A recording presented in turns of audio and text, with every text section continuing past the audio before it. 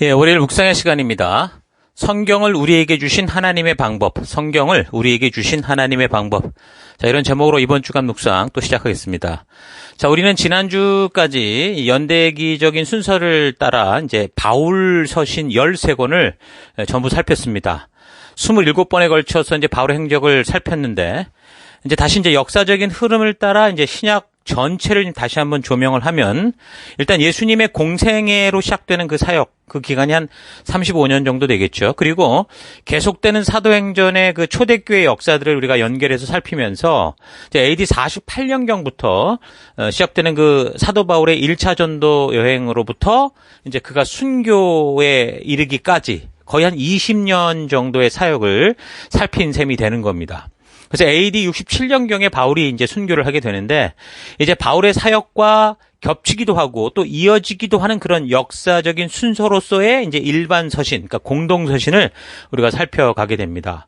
뭐 일반 서신, 공동 서신, 이게 무슨 말이냐면, 그러니까 바울의 서신을 제외한 다른 서신들을 구분해서 부르는 말이라고 보면 됩니다. 그러니까 성경을 볼 때 어떤 게 바울의 서신이고 또 일반 서신인지를 잘 구분하지 못하는 경우가 있는데, 좀 쉽게 구분하고 기억하기 좋게 우리가 알려면, 먼저 바울의 서신들은 대부분 수신자, 그러니까 편지를 보낸 그 대상을 이름으로 지었다라고 생각하면 됩니다. 뭐 디모데 전후서, 또 고린도 전후서, 또 갈라디아서, 뭐 빌레몬서, 그러니까 이런 것들이 다 편지를 받는 사람이나 또는 편지를 받는 지역, 그 교회의 이름들이죠. 자, 그리고 이제 일반 서신 같은 경우, 뭐 야고보서나 베드로전후서, 요한 1, 2, 3서, 뭐 유다서 같은 이런 책들은 보내는 사람의 이름을 사용을 합니다. 그리고 이제 이런 일반 서신들의 특징을 보면, 일단 수신자, 그러니까 편지를 받는 대상이 누군지 확실치 않은 경우가 많고요. 또한 형식면에서는 서신서로 분류를 하는데, 몇몇 이 책들은 서신의 형태가 아닌 것도 있다는 거죠. 그러니까 야고보서 같은 경우 서신의 형식으로 마무리가 안 되고 있고, 요한 1서의 경우도 시작이나 끝이 다 서신 형식이 아니면서 오히려 설교문에 가까워 보입니다. 또한 시기적으로 우리가 살폈듯이 이제 교회를 향한 핍박들이 막 발생하기 시작을 하면서 일반 서신서들은, 그러니까 서신이 기록될 당시 그 교회에 대한 핍박, 그 박해가 직접적인 원인이 돼서 믿음에 온전히 설 수 있도록 그렇게 격려하며 위로하며 나아갈 바를 알게 하는 편지들이라는 거죠. 그래서 이미 뭐 바울의 편지를 통해서도 언급했듯이 교회들이 이제 외부적인 박해와 더불어서 또 내부적인 거짓 가르침들로 인해서 하나님의 교회가 매우 어려움과 혼란을 겪고 있는 그런 상황 속에서 성도들로 하여금 나아갈 바를 알게 하고 우리의 믿는 바를 알게 하기 위해서 이제 편지를 쓰게 됐다라는 겁니다. 그래서 이제 일반 서신 같은 경우 그래서 이제 박해 서신이다, 그렇게도 부르기도 합니다. 자, 우리가 이제 살펴갈 일반 서신 이 역사들을 이해하기 위해서 우리가 기본적으로 이제 일단 1세기 당시, 그러니까 예수님이 오심으로부터 이 100년, AD 100년 이 사이에 그런 어떤 역사적인 그 큰 흐름은 우리가 잘 기억을 하고 있어야 됩니다. 그러니까 그 당시 교회를 박해했던 세력이라고 보면 첫 번째는 뭐 바울 서신에서도 우리가 늘 발견했듯이 예루살렘을 중심으로 한 그 대제사장이나 성전의 귀족 세력들, 그러니까 율법주의 세력들, 할례당들, 이런 사람들로 중심이 된 유대 율법주의자들이다라고 볼 수 있고요. 그래서 바울이 어디를 가든지 그래서 그런 유대인들로부터 막 돌 맞아서 죽을 뻔도 하고 그런 위협을 당했던 걸 알 수 있죠. 왜 그렇습니까? 바울이 결국은 주장하는 게 뭐였냐면, 지금 유대교도들이 정통이라고 하며 믿고 행하던, 그러니까 성전에서의 제사나 절기나 할례 같은 이런 것들을 반대했기 때문이죠. 그러니까 물론 그것은 예수님의 이제 예수님께서 희생의 제물로 오셔서 모든 걸 성취했기 때문에 바울이 이제 그 사실을 알리는 것이었는데, 근데 뭐 그것을 믿지 않는 유대인들 같은 경우는 자신들의 이 존재의 정체성 자체를 흔들어 버리는 것이었기 때문에 심지어 유대 기독교인들조차도 바울의 그런 정확한 복음의 의미를 받아들이기 힘들어 했었죠. 그래서 마가 요한 같은 경우도 처음에 바울과 1차 전도 여행에서 헤어지게 했던 이유도 그런 원인이 좀 있었다, 그렇게 얘기를 했었습니다. 그래서 이제 교회를 박해했던 그런 이유를 알 수 있고요. 그리고 또 이제 교회를 박해하던 또 다른 세력은 이제 로마의 지도자들, 그러니까 뭐 그 당시 총독들이나 황제들이었죠. 그러니까 AD 49년에 로마에서 왜 재산을 몰수하고 유대인들을 다 쫓아내버렸던 그 글라우디우스 그 황제로부터 AD 64년에는 이제 로마의 대화재 사건을 계기로 박해를 시작했던 네로 황제. 이 네로 황제 같은 경우 이제 교회 역사에서 로마의 기독교 10대 박해를 전하는데 알게 하는데 그 중에 첫 번째 박해를 했던 황제로서 네로 황제를 적고 있죠. 자, 그런 네로가 또 AD 68년에 자살을 해서 죽습니다. 그리고 이제 시간이 흘러가면서 AD 85년에는 도미티아누스가 이제 황제가 되면서 이 사람이 또 황제 숭배건으로 인해서 이제 계속 박해가 이어지고요. 아마도 황제 숭배를 거부하는 유대인들 같은 경우도 함께 핍박을 받았겠죠.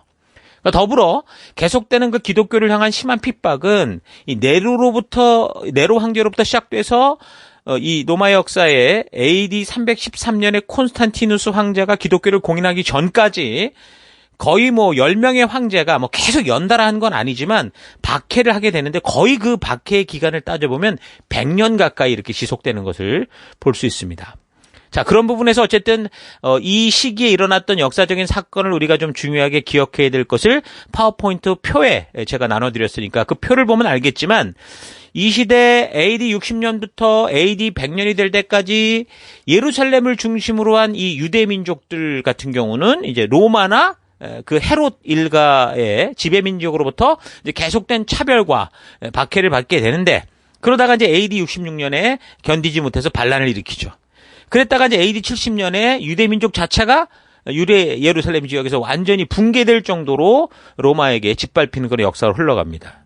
그리고 이제 조금 더 역사를 그 뒤로 살펴보면 AD 130년경에는 하드리아누스라는 황제가 통치할 때인데 이 황제가 유대 지방을 시찰하고 나서 어떤 일을 하냐면 예루살렘 북쪽에 식민 도시를 건설을 해서 로마 10군단을 거기다 상주를 시킵니다. 또 하나는 이 유대인들에 대한 삶을 간섭하는데 유대인들에게 할례를 금지시켜 버렸어요. 이거는 아주 이 유대인들이 목숨 걸고 싸울 일 아닙니까? 지금 바울도 그것 때문에 죽을 뻔한 적이 얼마나 많습니까? 할례나 이 제사나 이런 것들, 성전을 더럽히는 이런 것들은 굉장히 심각한 그 유대인들의 존재 자체를 흔드는 근간이었기 때문에 또 반발이 일어나죠. 그래서 또다시 AD 132년에 유대인들이 2차로 또 반란을 일으키는데 거의 3년여에 걸친 이 반란이 이제 진압이 되면서 또 이때도 한 60만 명 정도가 죽고 또 수많은 유대인들이 노예로 이제 잡혀서 팔리게 됐다. 그렇게 이제 기록을 합니다. 그러니까 이전에도 1차 이제 나중에 몇 번 다루겠지만 1차로 AD 70년에 한번 그렇게 당할 때도 민족의 씨가 마르듯이 됐는데 또 이게 이런 식으로 또 몰려든 사람들로 인해서 132년에 또 이런 일이 벌어지게 된 것 같아요. 그래서 이때는 노예 시장의 노예값이 폭락할 정도로 왜냐하면 수많은 유대인들을 노예로 다 팔아버렸기 때문에 그런 정도였다고 하죠. 그리고 이때까지 이 지역을 주디아 지역이라고 이렇게 불렸었었는데 이 황제가 이때부터는 이 유대 지명까지 바꿔버립니다. 그러니까 유대라는 이름 대신 유대 지역이 원래 이 블레셋 사람들이 살던 땅이었다. 이런 식으로 해가지고 그때 이제 팔레스타인이라는 이름이 붙게 됩니다. 그래서 오늘날 우리 시대까지 이 지역을 팔레스틴 지역이다. 그렇게 부르게 되는 거죠. 그러니까 팔레스타인은 블레셋 사람들의 땅이다 그런 뜻인데 블레셋이 원래 해양 민족이었거든요. 근데 BC 13세기경 애굽에 정착하려고 하다가 실패하고 이제 가나안 해안 지역으로 이제 이렇게 거주하게 됐던 그 민족입니다. 그래서 이제 하드리아누스 이 황제가 예루살렘이 항상 이 반 로마 항쟁의 어떤 진원지가 된다는 걸 알고 이제 모든 이 유대인들을 이 예루살렘에서 추방시켜버리고 그리고 이제 거룩한 성 이 예루살렘에 주피터 신전을 세워서 이방의 도시로 만들어 버리는 겁니다. 그래서 이제 1948년 그 너무도 기적적으로 이스라엘이 다시 이 지구상에 들어서기 전까지 이제 그 땅이 그렇게 팔레스틴 지역으로 이 민족 저 민족이 다 짓밟고 하는 그런 땅이 되는 거죠. 자, 어쨌든 이런 역사적인 흐름 속에서 새 언약의 성취로 이루신 그 하나님의 나라, 그러니까 이 교회는 같은 민족, 이 유대민족, 율법주의자들로부터도 계속 박해를 받았다고 했는데 그런 유대인들의 박해로 인해서 원인이 돼서 쓰여졌던 서신이 바로 야고보서 그리고 히브리서라고 볼 수 있습니다. 그리고 이제 로마에 의한 박해가 있었다고 그랬는데 그런 로마 지도층에 의한 박해가 원인이 돼서 쓰여진 서신이 이제 베드로 전후서 그 유다서 이렇게 볼 수 있고요. 그리고 이제 AD 80년이 넘어가면서 그 도미티아누스 황제가 황제 숭배를 강요하는 그런 시기에 쓰여진 서신이 이제 요한 1, 2, 3서고, 그리고 이제 AD 93년에서 96년경에 이 도미티아누스 황제가 아주 심하게 기독교를 박해할 때 공포정치 그 시기에 쓰여진 책이 바로 이제 요한계시록이 되는 겁니다. 자, 그래서 이런 역사적인 흐름과 배경 속에 어떤 이 일반 서신, 그러니까 이 마지막 성경들이 언제 적혔는가라는 거를 잘 기억하고 이해하면서 우리가 일반 서신을 좀 살펴나갈 수 있기를 바랍니다. 자, 그래서 먼저 이번 주간 이제 우리가 살필 성경은 히브리서 서론입니다. 그래서 히브리서는 우리가 지금은 뭐 신약 성경, 뭐 정경 이렇게 보고 있지만 이 히브리서가 우리가 지금 당연하게 뭐 성경으로 알고 읽을 수 있고 볼 수 있게 되기까지 사실은 그게 정해지기까지 많은 우여곡절이 있었습니다.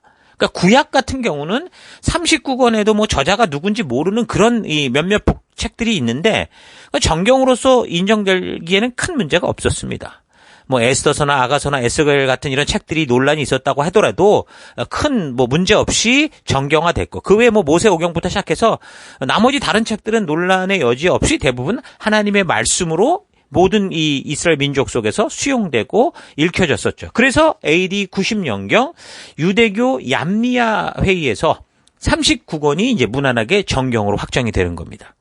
자, 신약의 경우는 우리가 살펴오고 있는 신약의 역사, 그러니까 1, 2세기를 비롯해서 교회 속에서 계속된 이 막 거짓 가르침들, 이 영지주의자들이 교회 속에서 기생하면서 그런 식으로 이상한 이 주장들을 하고 있었다고 그랬잖아요. 그렇게 자라갔다고 그랬잖아요.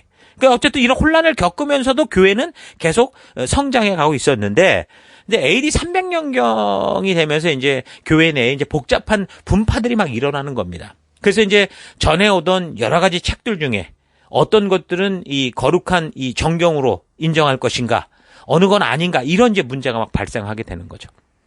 그래서 AD 397년 카르타고 교회 회의에서 이제 27권이 정경으로 결정이 됩니다.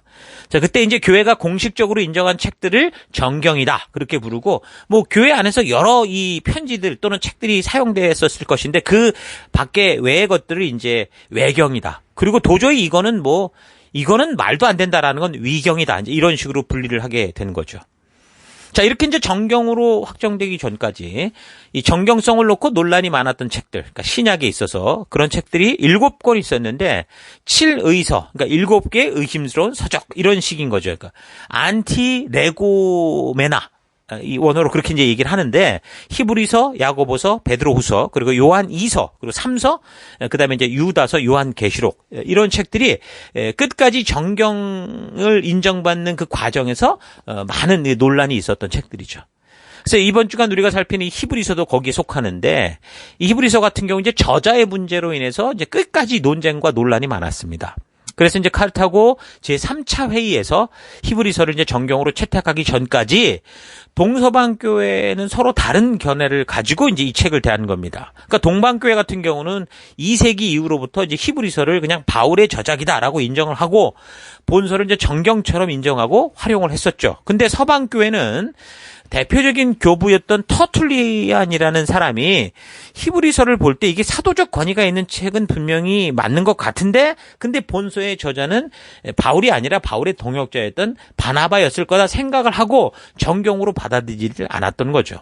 하지만 어쨌든 시간이 흘러가면서 제6차 칼타고 회의 AD 419년경에는 이게 다 온전히 동서방 교회에서 정경으로 이렇게 받아들이고 쓰여지게 됐습니다.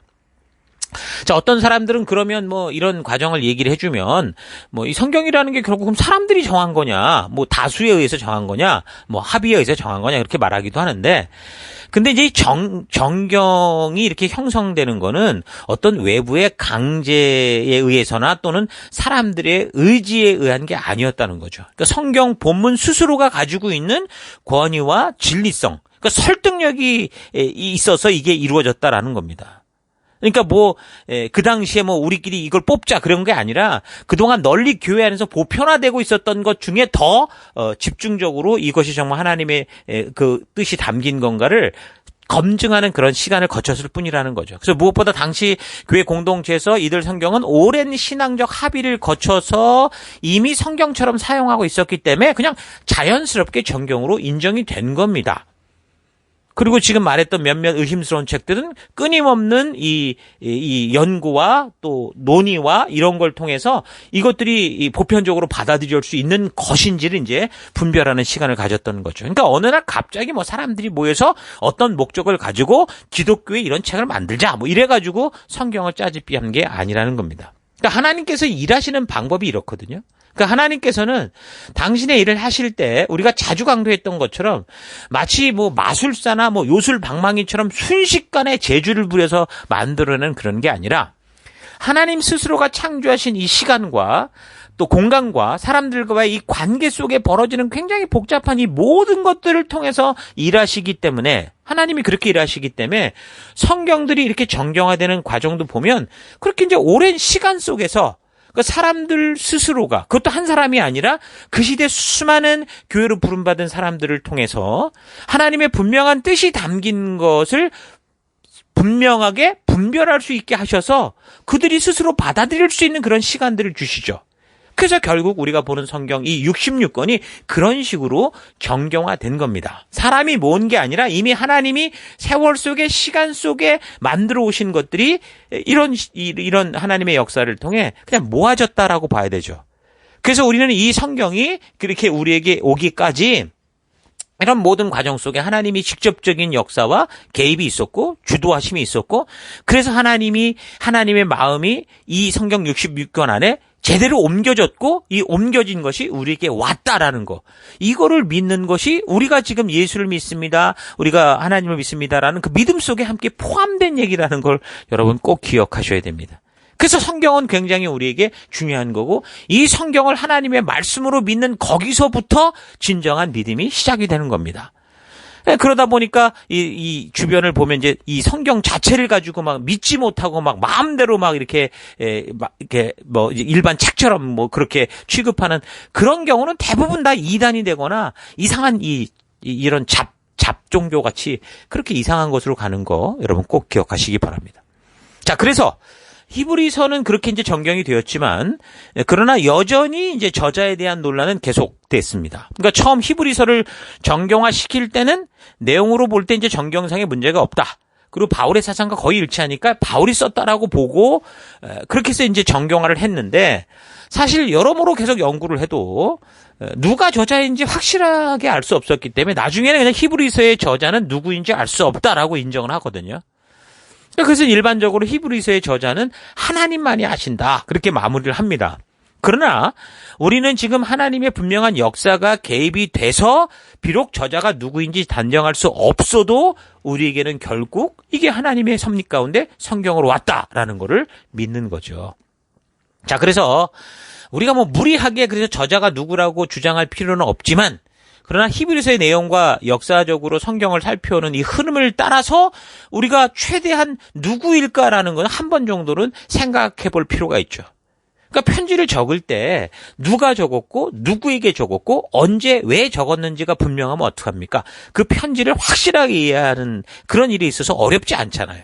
근데 이 편지를 누가 왜 언제 누구에게 적었는지가 확실하지 않으면 이게 지금 해석이 어려워지고 말이 많아지거든요. 근데 히브리서의 경우 그런 정보가 많지 않기 때문에 히브리서의 내용을 통해서 이제 우리가 이것을 왜 적었는가 그리고 누구일 것이다를 유추해야 되기 때문에 좀 어려운 작업일 수 있습니다만 또 우리가 최대한 이 편지를 왜 보냈는지를 파악을 하는 일에는 노력을 우리가 기울일 필요가 있습니다. 그래서 우리가 이 히브리서를 살피기 전에 이런 사실에 대해서 최대한 우리의 역사적인 여러 가지를 통해서 내용을 통해서 근접하게 그 의도를 파악을 해야 바르게 이 히브리서를 이해해갈 수 있게 되겠죠.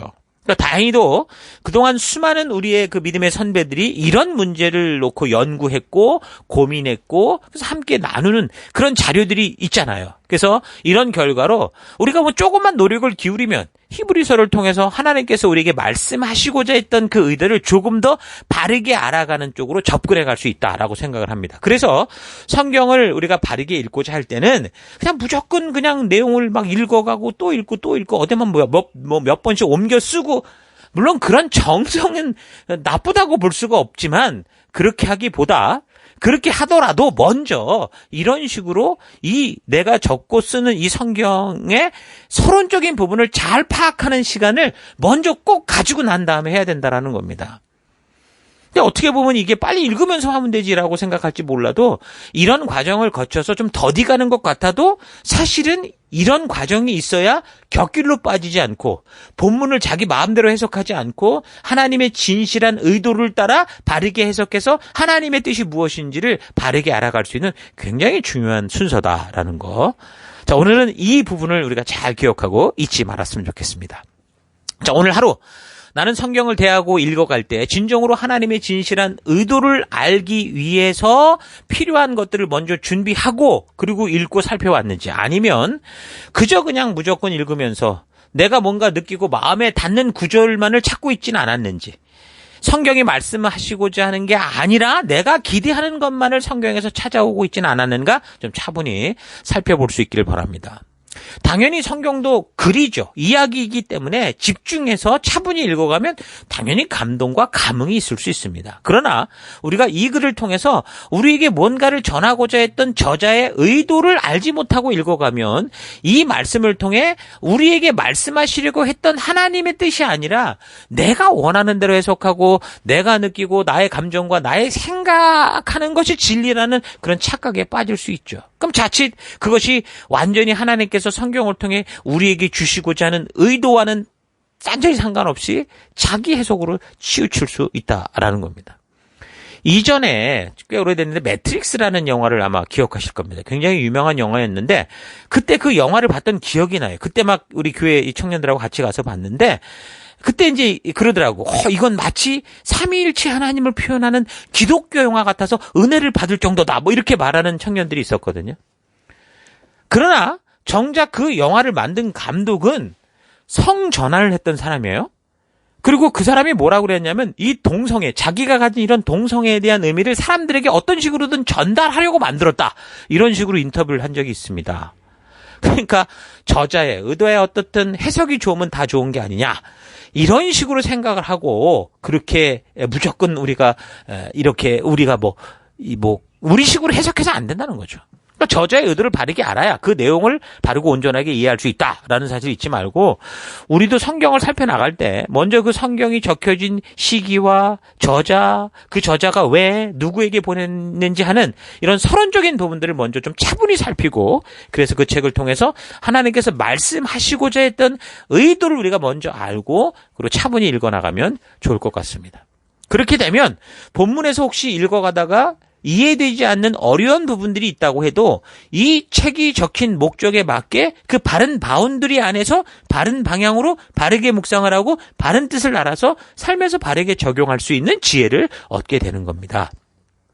자, 저자가 히브리서라는 이 편지를 써야 했던 이 전체적인 서론적 이 역사적 상황들을 이번 주간 우리 계속 묵상해 가면서 하나님께서 히브리서를 이 정경성의 논란이 있었음에도 불구하고 그런 우여곡절 끝에라도 굳이 이 성경에 포함을 시켜서 이 66권의 한 권으로 만들어서 우리에게 주시고자 했던 그 하나님의 의도와 그 뜻을 바르게 알아서 이 성경을 바르게 읽고 묵상할 수 있는 바른 방향을 잡는 그런 시간이 될 수 있기를 바랍니다. 자, 오늘 하루도 힘내십시오. 잠시 기도하겠습니다.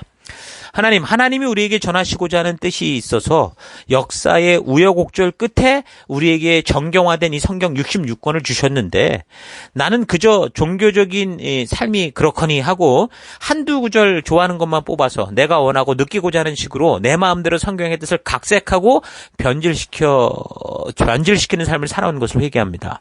성경이 정경화되기까지 많은 역사적인 굴곡들이 있었음을 알게 될 때 성경이 과연 하나님이 우리에게 주시는 영감의 말씀인지 아니면 사람들의 이 선택인지가 혼란이 올 수도 있을 것인데 시간과 공간 속에서 사람을 통해 일하시는 하나님의 이 신실하심을 믿음으로 이 성경을 통해 우리에게 주신 하나님의 뜻을 바르고 온전하게 받아서 내가 살아가는 삶의 유일한 기준이요 유일한 가치가 되게 하는 그런 삶으로 나아가기 원합니다. 수많은 믿음의 선배들의 목숨을 바쳐 나에게까지 이 성경을 통해 하나님의 진심을 전하여 주시고 말씀하여 주심을 감사드립니다. 하나님의 이 마음, 하나님의 이 진심이 담긴 이 성경 소중히 여기고 이 하루도 이 말씀을 통해 나아갈 바를 알게 되는 귀한 그런 하루하루가 될 수 있도록 인도하시고 역사하실 것을 감사드리고 예수님 이름으로 기도했습니다. 아멘.